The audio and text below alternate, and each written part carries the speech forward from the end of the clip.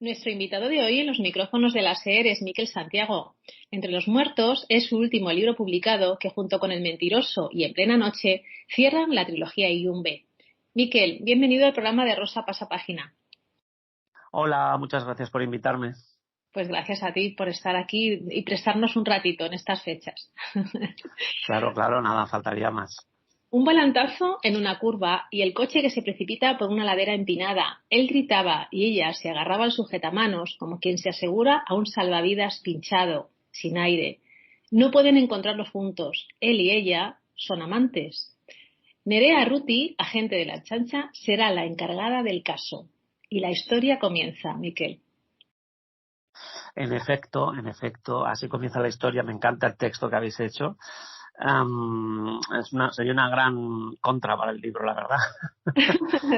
Pues sí, así comienza la historia. Es la primera escena.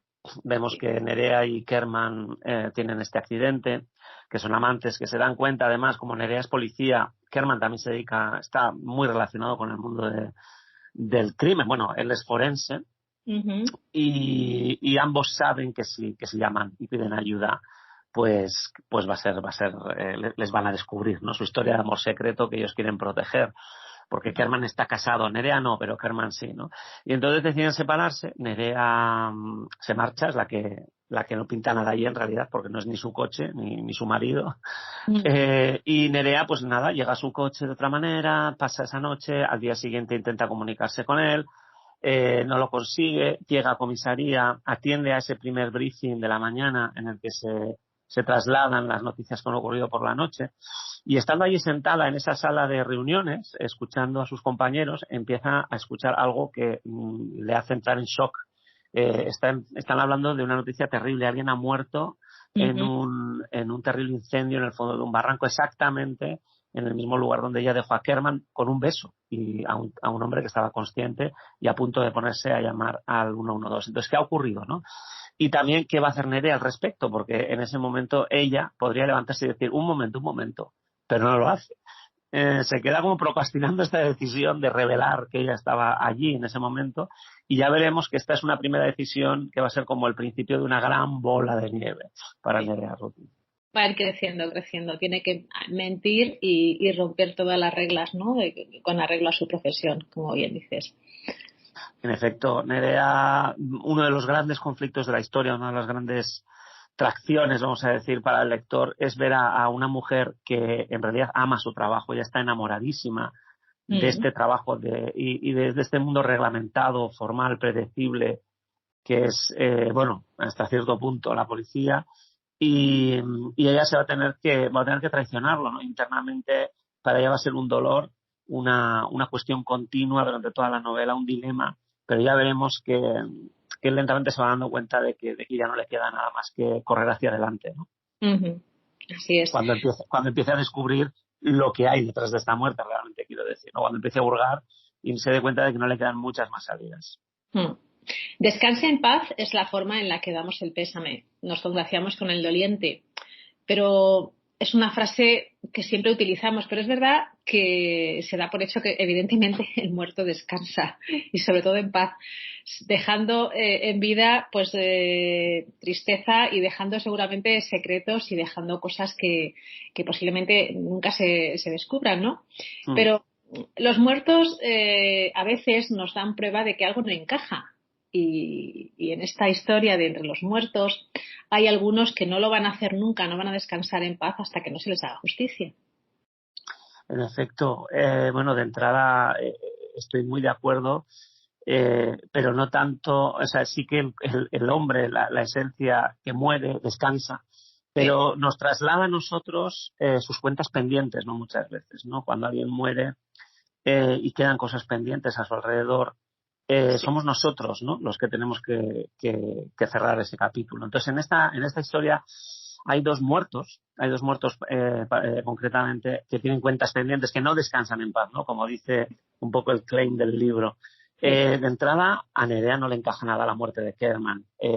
Y como ella es la única persona que sabe que nada encaja alrededor de esa muerte, que parece tan accidental, pero que ella sabe que no lo es, o vamos a decir lo sospecha con mucha fuerza, vamos a decir, no lo sabe positivamente.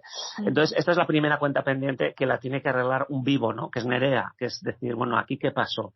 Ella empieza a hurgar, empieza a darse cuenta de que Kerman tenía pequeños secretos, había pequeñas mentiras alrededor de una asistencia, por otro lado, que parecía muy monótona, de un funcionario estatal que se dedica a la medicina legal.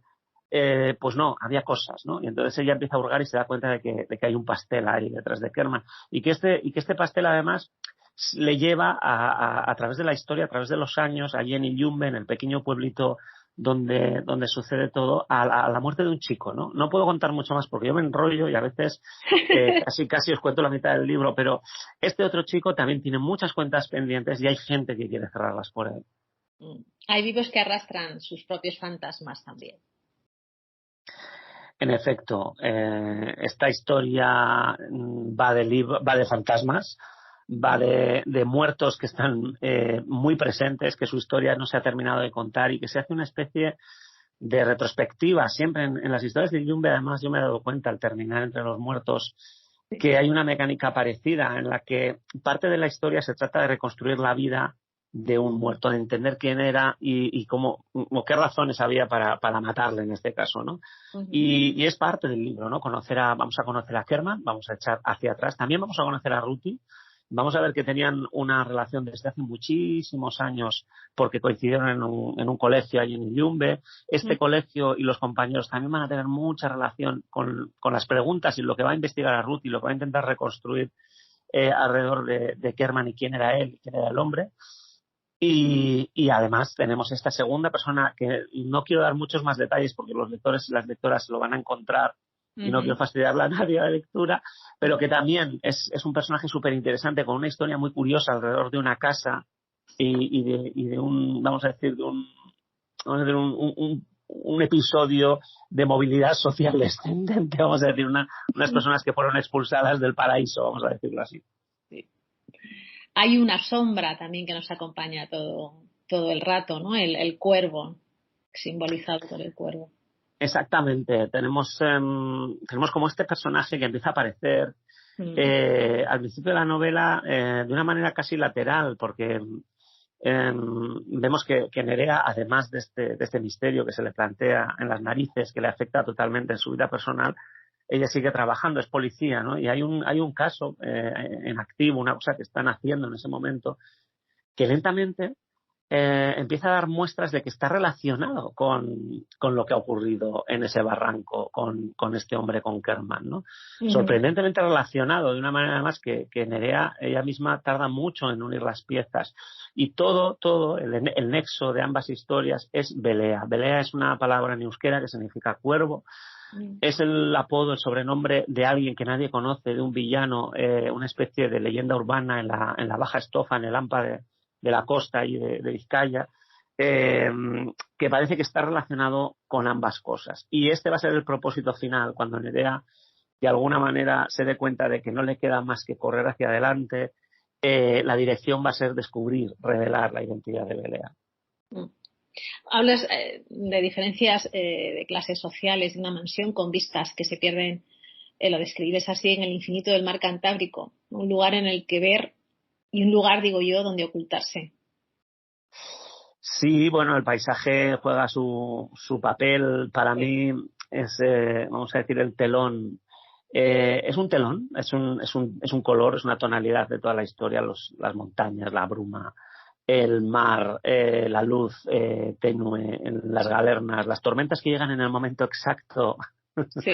y esa pérdida de cobertura en el móvil que también nos viene a los escritores a veces, pero además es que apoya el relato, refuerza de alguna manera simbólicamente lo que contamos, la amenaza, la violencia. Es una novela que está plagada de escenas de acción, de momentos cumbre, vamos a decir, climáticos muy a nivel físico, ¿no? Aparte de que Nerea está haciendo una investigación que es una detective, ¿no? Que ella está uniendo cabos y haciendo revelaciones y teniendo epifanías. Después es que a veces se tiene que liar a tiros o a puñetazos, ¿no? Vamos a ver un personaje que se mueve en ambas dimensiones, ¿no? Incluso que viaja, se va mucho más allá de las fronteras de Illumbe, tiene que marcharse a Londres a atar cabos con una cosa, tiene que irse hasta Francia en otro momento, también para encontrarse con determinadas personas. Pero el paisaje que es el epicentro de la historia, que es el corazón, que es Iyumbe, pues yo creo que es otro personaje más, ¿no? Es otro personaje más. Cuenta su propio relato. Sí, es esa ventana que decimos, ¿no? Con vistas, esa casa con vistas. Kerman está casado y tenemos a Patricia Galdós. ¿Qué puedes decirnos de ella? Patricia Galdós es una campeona de vela, una mujer de una buena familia que se desarrolló como deportista primero y que ahora se dedica a otros negocios no relacionados con el mundo del deporte. Además, fue una gran amiga de Nerea en este colegio que va a salir una y otra vez. Lo que pasa es que allí tuvieron una primera historia, vamos a decir, adolescente, que salió mal, también relacionada con amores y desamores, ¿no? Con un novio que tenía Patricia, un novio que empezó a tener algo con Nerea. En una razón que también impulsó a Nerea a tener que dejar ese colegio en un momento clave de su vida, a los 16 años.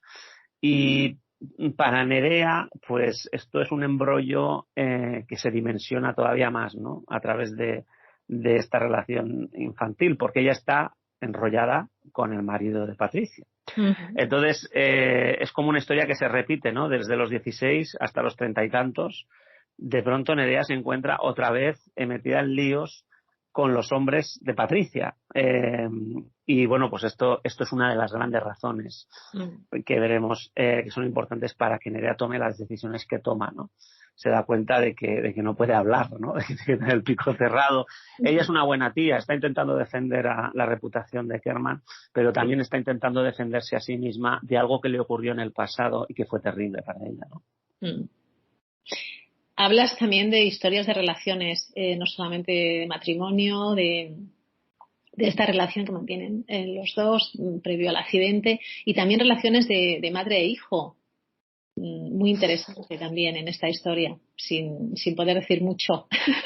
Sí, ya ves que ando todo el rato como dando pequeños rodeitos, pero sí que es cierto que aparecen para mí, bueno, es muy importante, ¿no? En las historias de Iyumbe, y fue una de las claves para empezar a construir este universo. Yo creo que la familia es central, ¿no? En estas pequeñas comunidades estamos hablando de historias de familias, ¿no? Muchas veces las familias se quedan atrás cuando nos mudamos a una gran ciudad o empezamos un proyecto de vida diferente, pero si regresamos a ese pequeño pueblo, la familia nos está esperando, ¿no? La familia y todas sus historias, ¿no? Sí. Y en Iyumbe están muy presentes las historias familiares, ¿no? Entonces aquí en esta novela concretamente, pues vamos a ver un entramado de familias unidas por el drama, ¿no? Por la tragedia, familias muy diferentes, familias muy poderosas y familias muy humildes, familias que fueron poderosas ya son humildes, y sobre todo madres, concretamente hay una madre que es una madre coraje, ¿no? Una mujer que no ha dejado de luchar para que se desentrañe qué ocurrió con su hijo, ¿no? Con una muerte que ella no cree, una muerte accidental, Sí. en la que ella no cree y que además falta mucho de explicar, pero pues digamos que hasta el momento no ha logrado unir ni una sola pieza. Y aquí es donde aparece Nerea de pronto, de buenas a primeras, haciendo preguntas. Y bueno, pues es que no puedo decir mucho más, No, la las verdad. respuestas están Estoy contando el libro. Las respuestas están en el libro. Yo te dejo libertad absoluta para que seas tú el que cuentes lo que creas oportuno, pero es verdad que uno está tan metido en la historia que al final se da cuenta que está contando a lo mejor más de lo que quisiera, pero no estás desvelando nada. Gracias, te agradezco que me lo digas desde tu óptica. Sí, hay un tema muy importante como es la droga y el dinero y los jóvenes, y una época en la que, bueno, pues el que más y el que menos tuvo que sufrirlo muy de cerca, ¿no? Y ya está, y con esto tampoco quiero que te adentres demasiado, pero es un tema muy importante en esta historia. Sí, bueno, mira, era un tema que yo quería tocar desde hace años, pues en los procesos de documentación, en las charlas que tengo con mis contactos en la chancha, en la Guardia Civil, que hablamos del crimen, de lo que están haciendo, de a qué se dedican. Bueno, que muchas veces me siento a hablar con un policía, le invito a un café y le pregunto qué está haciendo. Oye, ¿me puedes contar algo? ¿Qué ha pasado esta semana? ¿Qué ha pasado este mes? Cuéntame algo divertido, ¿no? Para mis novelas, ¿no? Y es que este tema de la droga salió ahí otra vez, ¿no? O sea, entre otras muchas cosas que la policía hace es pues perseguir el mundo del narcotráfico y bueno, pues en nuestra costa, como en muchas otras partes de España, pues hay bastante. Y total, que ya quería de alguna manera engarzar esto en alguna historia. Y en Entre los Muertos, pues sí, ha sido un poco resultado, ya te digo, de muchísimas entrevistas, de muchísimas charlas, intentando además sacar el tema de una manera actual, una manera en que yo creo que en el libro pues se hace mucho hincapié, por ejemplo, pues en el mundo de la marihuana, que está tan en boga ahora. Sí. Las plantaciones ilegales, es un mundo de dinero fácil, un mundo que además no es nada complejo. Es un mundo en el que bueno, pues uno consigo mismo, sin meterse en muchos líos de pistolas y de sicarios, se puede montar una plantación y hacer dinero, ¿no? Entonces, y esto la policía lo persigue. Uy, perdón, ha sonado como que quería hacer apología yo de esto, pero no, bueno, quiero decir que es cierto, está ocurriendo, ¿no? Y Sí. entonces, pero bueno, es ilegal, se lo dejo claro. Pero entonces quería sacar este tema, quería sacar estos personajes que te cuentan, que viven alrededor de este mundo, estas movidas que ocurren entre ellos, que si te robo, que si no te robo, que si esta panda que se está haciendo más fuerte. Y después, como en realidad en este mundillo también pues tenemos amateurs, profesionales y peces gordos, ¿no? Y esto es un poco el personaje este de Belea, ¿no? Que todo el mundo de alguna manera teme, todo el mundo está haciendo sus negocios como puede, pero cuando aparece este nombre la gente se echa a temblar, ¿no? Y bueno, pues un poquito ese dibujo, un poco de la actualidad, tal y como, bueno, y como nos conviene también en la novela, no profundizamos demasiado tampoco en otros aspectos. Eso es. Guernica, Bermeo y Mundaka conforman el pueblo imaginario de Iyumbe. Yo recuerdo en Plena Noche, cuando hablamos de esa novela, en la que ibas creando espacios, edificios, lugares, conforme a lo que fueras necesitando. Cuando tienes un lugar imaginario te permite hacer eso, ¿no? Has terminado la trilogía. ¿Tienes una composición del lugar exacto de cómo lo has creado? Bueno, al término de estos tres, vamos a decir, desafíos, de estas tres novelas, sí. Se ha quedado algo parecido a un mapa, ¿no? Digamos, los restos de la fiesta, ¿no? Hemos movido un sanatorio, nos lo hemos acercado a Urdaibai, también hemos colocado una serie de montañas nuevas que no estaban allí, hemos reutilizado algunas, hemos ampliado la isla de Ízaro, la hemos hecho más grande, con caminitos, un fondeadero. Hemos transformado un poco la naturaleza imaginaria de Iyumbe. Y sí que ahora mismo hemos intentado cuidar mucho la coherencia y sí que ahora mismo se podría incluso trazar un mapa, cosa que no haremos jamás, porque sería traicionar a lo más, yo creo que lo más divertido que tiene este pueblo es que no tiene mapa y que cada cual se lo imagina como quiere, ¿no? Eso es, sí. Pero es cierto que ya tenemos unas reglas, ya tenemos unos fundamentos que de cara a continuar con esta serie en el futuro, si vuelve Nerea, si vuelve Belea, si vuelven los personajes del mentiroso de En Plena Noche, tendremos que ser rigurosos en este aspecto y no mover las cosas de sitio otra vez, ¿no? Bien, entonces por lo que acabas de decir, ahí sí que hay cabos sueltos que has ido cerrando a través con El Mentiroso y En Plena Noche y ahora Entre los Muertos, pero has dejado un poco ahí, por si acaso rescatas en algún momento pues algún cabo más añadido a otra historia. Sí, claramente. O sea, mi sindicato de personajes ya me ha amenazado un par de veces con que tengo que darles trabajo otra vez a todos los del Yumbe, ¿no? Y son un montón de personajes y además muchos es que tienen lo mismo que Nerea, ¿no? Nerea, que apareció en El Mentiroso, que después apareció en Plena Noche un poco más y después termina protagonizando Entre los Muertos. Pues hay otros personajes que realmente tienen un latido, ¿no? Y están ahí y le das vueltas a la cabeza y dices, es que Nura, la bajista En Plena Noche, es que el abuelo de Alex o Alex otra vez, son personajes como que te han enamorado y solo estás esperando de alguna manera a que se encienda la chispa de la historia que les puede volver a traer, ¿no? De vuelta. Es un poco como ganas de volver a estar con ellos, ¿no? Es una disculpa, ¿no? De volver a hacer una aventura juntos, ¿no? Y entonces, pues bueno, yo no cierro las puertas en absoluto, ¿no? No existe el crimen perfecto, sino una mala investigación. Frase que, por cierto, es de un detective privado que entrevisté en la documentación de esta novela. Ujú. Y sí, se habla mucho de esto, ¿no? De que tantos crímenes que no se han resuelto, que se dan por perfectos y muchas veces en realidad lo que pasa es que o la tecnología o los tiempos de la propia policía, ¿no? En esta historia se habla mucho de esa carga de trabajo que tiene la policía, ¿no? Que es real, ¿no? La policía tiene, vamos a decir, clientes y se le acumula el trabajo, ¿no? Y a veces cuando algo no tiene visos de progresar, tienen que dejarlo, ir a por cosas que realmente puedan cerrar, ¿no? Mm. Entonces, no es decir que es una mala investigación, pero que muchas veces las circunstancias hacen que no se pueda prestar tiempo a las cosas, ¿no? Que no haya, pues, la imaginación en ese momento, los medios o el dato, ¿no? Y muchas veces en estas novelas se habla de misterios que se descongelan, ¿no? Que pasan 20 años y de repente alguien empieza a hablar, o alguien que está a punto de morir, o alguien que necesita dinero, o alguien... Pues, sí que hay circunstancias en determinados crímenes Sí. en las que esperar, ¿no? Tener paciencia, saber volver a ellos en pasado el tiempo y tocar las teclas correctas, ha conseguido solucionarlos, por lo menos en mis novelas. Mm. ¿Por qué crees que nos gusta tanto la novela de suspense, Miquel? Hombre, porque es una novela apasionante. Habla de pasiones muy fuertes, ¿no? Muchísimo últimamente. Hay muy buenos escritores en España, que antes se consumía mucho novela nórdica, ¿no? Sí. Y iba a decir ya no hace falta, sigue haciendo igual la misma falta, depende de tus inquietudes y de lo que tú quieras leer, pero es verdad que una novela que no tenga un suspense, que no tenga una intriga, parece que no te alimenta.